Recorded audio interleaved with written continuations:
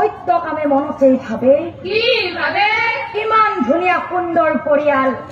অহাকালি সকলো নিশেষ হৈ যাব। নাই নাই, মই কপিত ধ্বজক মৰিব দিব নোৱাৰো। মই কপিত ধ্বজক যেনেকৈ নহওক জীয়াই ৰাখিবই লাগিব। কিন্তু কি কৰা যায়, আই পিকাই দেখোন কান্দিয়ে আছে, টোপনিয়ে যোৱা নাই আৰু পোহৰ হবৰেই হ'ল। আৰু পুৱতি নিশা অচিল মিলকৈ দুয়োৰে টোপনি আহিলা, লগে লগে সত্য কামে এ মাত শুনি কপিত ধ্বজ এই ওলাই হাতত ধৰি সত্য কামে জপৰিলা হাতত ধৰি সত্য কামে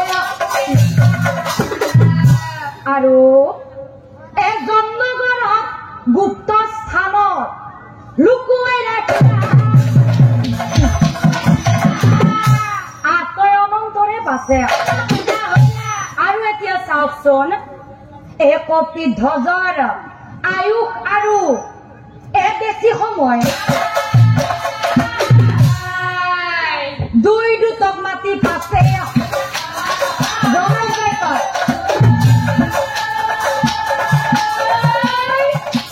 দুই দুটক মাতি পাছে কাল বিকাল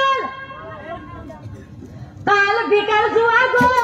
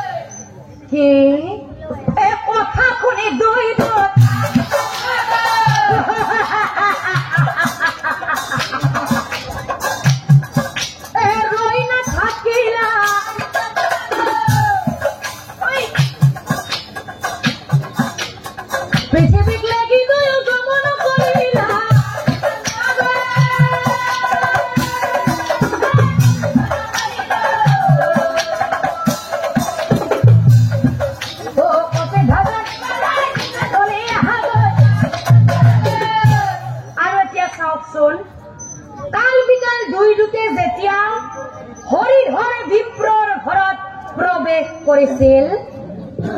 বহু মানুহ ভৰি আছে কপিত ধ্বজ হব কথা আহি দুটে কি কপিত ধ্বজ খাই হৰিধৰ বিপ্ৰৰ ঘৰত নাই, কলৈ যাব পাৰে? যম ৰজাই মনতেই ভাবে কি ভাবে যিহেতু প্ৰভু ভগৱন্তই তাক হৰিধৰ বিপ্ৰৰ ঘৰত পুত্ৰ হিচাপে পঠিয়াইছিল, গতিকে প্ৰভু ভগৱন্তই তাক নিশ্চয় বৈকুণ্ঠলৈ লৈ গৈছে। এ নাৰায়ণক যম ৰজাই প্ৰণাম লগে লগে নাৰায়ণে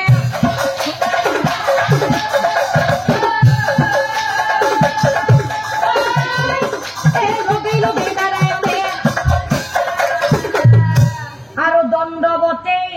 যম ৰজাই প্ৰণাম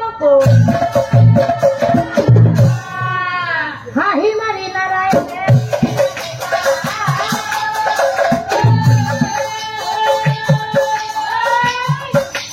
হাঁহি মাৰি নাৰায়ণে শুনা শুনা যম ধৰ্মৰাই শুনা মই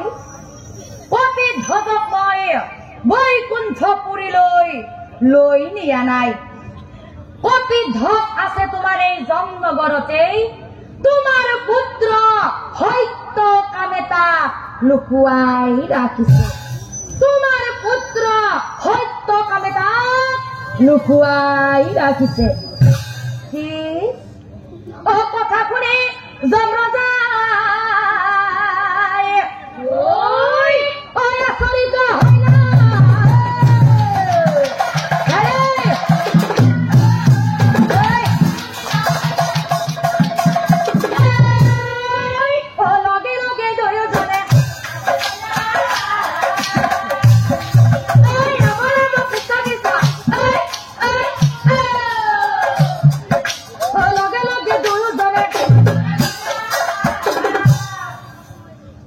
এতিয়া চাওকচোন যেতিয়ালৈ যমৰাজাই সেই কপিধ্বজৰ ওচৰ পাইছিল তেতিয়ালৈ সেই কপিধ্বজৰ মৃত্যুৰ সময় উকলিয়া গৈছিল এতিয়া প্ৰশ্ন হ'ল সেই কপিধ্বজ আছে যমনগৰতে এতিয়া যমৰাজাই সেই কপিধ্বজক মাৰি পেলাব নে জীয়াই ৰাখিব আৰু আনফালে নিজৰ পুত্ৰ সত্যকামক চাই যমৰাজাই কৈছিল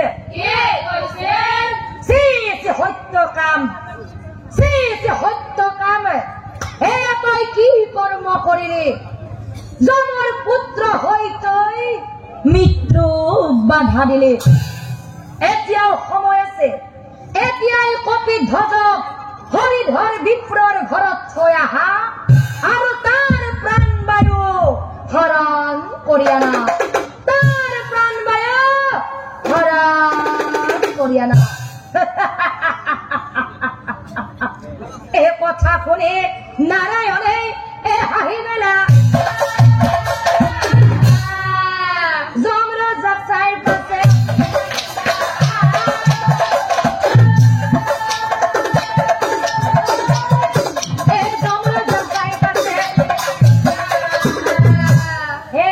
যমৰাজা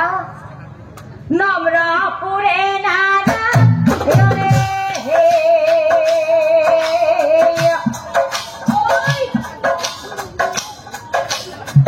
যমৰাজা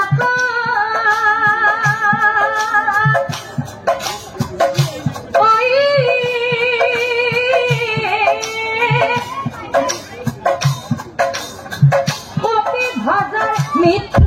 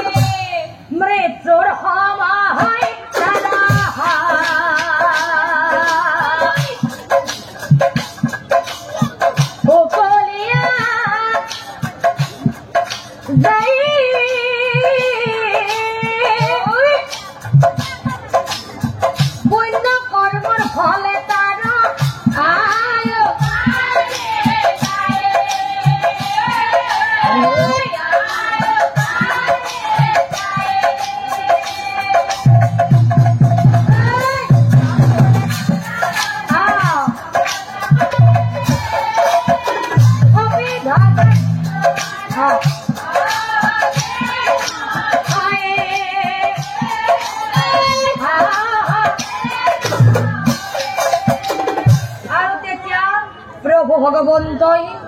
কপিধ্বজক চাই কৈছিল কপিধ্বজ